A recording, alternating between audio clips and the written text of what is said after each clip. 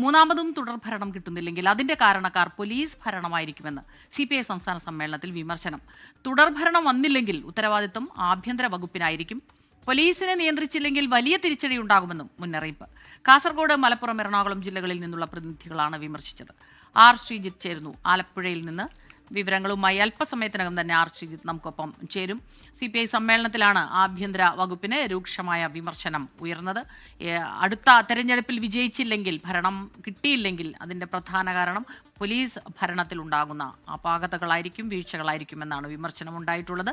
പോലീസിനെ നിയന്ത്രിക്കേണ്ടിയിരിക്കുന്നു, നിയന്ത്രിച്ചില്ലെങ്കിൽ വലിയ തിരിച്ചടി ഉണ്ടാകുമെന്നാണ് ഇപ്പോൾ പ്രതിനിധികൾ വിമർശിച്ചത്.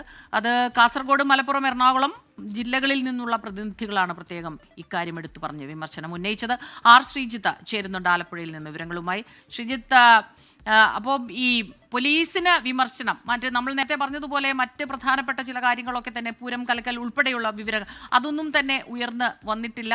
പക്ഷേ പോലീസിനെതിരെ രൂക്ഷമായ വിമർശനമാണ് തീർച്ചയായിട്ടും ആഭ്യന്തര വകുപ്പ് കൈകാര്യം ചെയ്യുന്ന മുഖ്യമന്ത്രിക്ക് എതിരെ കൂടി വിരൽ ചൂണ്ടുകയാണ് ഇത്തരത്തിലുള്ള പ്രശ്നങ്ങൾ വരുമ്പോൾ. അതുമാത്രമല്ല, കഴിഞ്ഞ ദിവസങ്ങളിലൊക്കെ പോലീസിനെതിരായ വലിയ രീതിയിലുള്ള വിമർശനങ്ങൾ, പ്രതിഷേധങ്ങളൊക്കെ പ്രതിപക്ഷത്തിന്റെ ഭാഗത്തു നിന്ന് നമ്മൾ കണ്ടതുമാണ്. ആ സാഹചര്യം കൂടി മുൻനിർത്തി വേണം ഈ റിപ്പോർട്ടിനെ നമ്മൾ കാണാനല്ലേ?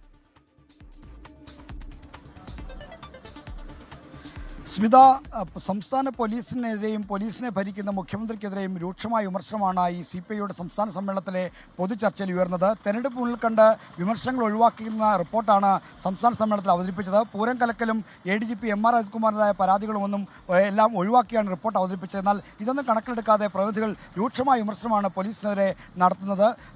സംസ്ഥാനത്ത് മൂന്നാമതും LDFന്റെ തുടർഭരണം വന്നില്ലെങ്കിൽ അതിൻ്റെ ഉത്തരവാദികൾ, അതിൻ്റെ കാരണക്കാർ പോലീസ് ഭരിക്കുന്നവർ മാത്രമായിരിക്കും, പോലീസായിരിക്കും എന്നാണ് പ്രതിനിധികൾ ഉന്നയിക്കുന്ന പ്രധാനപ്പെട്ട വിമർശനം. UDFന്റെയും BJPയുടെയും താല്പര്യങ്ങൾ നടപ്പിലാക്കുന്ന ഒരു വിഭാഗം പോലീസിന്റെ മേൽത്തട്ട് മുതൽ താഴെത്തട്ട് വരെയുണ്ട്. അത് IPS ഉദ്യോഗസ്ഥർ മുതൽ താഴെത്തട്ടിലുള്ള സാധാരണ ഇൻസ്പെക്ടർമാർ വരെയുണ്ട് എന്നാണ് പ്രതിനിധികൾ വിമർശിക്കുന്നത്. പോലീസിനെ ഇത്തരത്തിൽ നിയന്ത്രണമില്ലാതെ വിടുന്ന മുഖ്യമന്ത്രിക്കെതിരെ പരിഹാസമുണ്ടായി. നവകേരള സദസ് നടന്നപ്പോൾ DYFI നടത്തിയ, യൂത്ത് കോൺഗ്രസ്സുകാർക്കെതിരെ നടത്തിയ അക്രമത്തെ രക്ഷാപ്രവർത്തനം എന്നാണ് മുഖ്യമന്ത്രി വിശേഷിപ്പിച്ചത്. അങ്ങനെ DYFIക്ക് രക്ഷാപ്രവർത്തനത്തിന്റെ സർട്ടിഫിക്കറ്റ് കൊടുത്ത മുഖ്യമന്ത്രി അതേ കൈകൊണ്ട് തന്നെ പോലീസിന് ഗുണ്ടാവിരുദ്ധ സർട്ടിഫിക്കറ്റ് കൊടുക്കേണ്ടിയിരിക്കുന്നു എന്നാണ് പ്രതിനിധികൾ വിമർശിച്ചത്. ഇത്തരത്തിൽ പോലീസിനെതിരെ എറണാകുളം, പാലക്കാട്, ഒപ്പം തന്നെ കാസർഗോഡ്, മലപ്പുറം തുടങ്ങിയ ജില്ലകളിലുള്ള പ്രതിനിധികൾ അതിരൂക്ഷമായ വിമർശനമാണ് ഉന്നയിക്കുന്നത്. പോലീസ് ഭരണത്തിന്റെ പരാജയം ആണ് പൊതുവിൽ സർക്കാർ നേരിടുന്ന ഏറ്റവും വലിയ വിപത്തെന്നടക്കമുള്ള പരാമർശങ്ങളും ഈ ചർച്ചയിൽ ഉയർന്നു വന്നിട്ടുണ്ട്. ശരി, R. ശ്രീജിത്താണ് ആലപ്പുഴയിൽ നിന്ന് ഈ വാർത്തയുടെ വിശദാംശങ്ങളുമായി നമുക്കൊപ്പം ചേർന്നത്. ലോകത്തെവിടെയായാലും ഏത് സമയത്തും 24 വാർത്തകളും ഓഗ്മെന്റഡ് റിയാലിറ്റി പാക്കേജുകളും എക്സ്പ്ലെയിനറുകളും വിശദമായി കാണാൻ ഞങ്ങളുടെ YouTube ചാനൽ നിങ്ങൾക്ക് സബ്സ്ക്രൈബ് ചെയ്യാം.